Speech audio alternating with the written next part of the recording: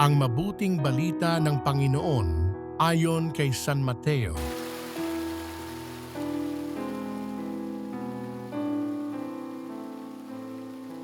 Nung panahong iyon, si Jesus ay dinala ng Espiritu sa ilang upang tuksuhin ng dyablo. Doon, 40 araw at 40 gabi nag-ayuno si Jesus at siya'y nagutom.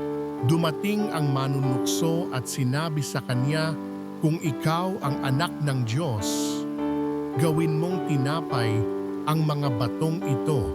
Ngunit sumagot si Jesus, "Nasusulat, hindi lamang sa tinapay nabubuhay ang tao, kundi sa bawat salitang namumutawi sa bibig ng Diyos."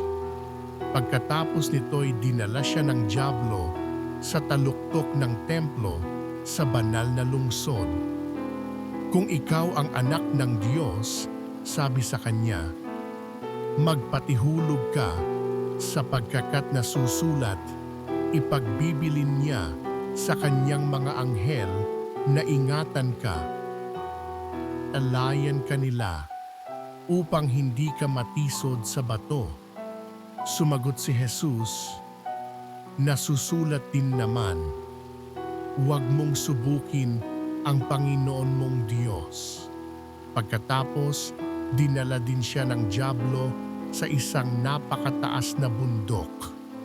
Mula ro'y ipinatanaw sa kanya ang lahat ng kaharian ng sanlibutan at ang kayamanan ng mga ito, at sinabi ng dyablo, "Ibibigay ko sa iyo ang lahat ng ito kung magpapatira pa ka at sasamba sa akin."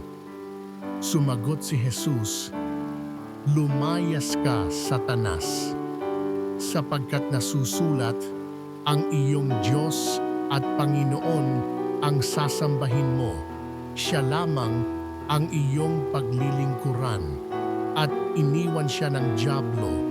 Dumating ang mga anghel at naglingkod sa kanya. Ang mabuting balita ng Panginoon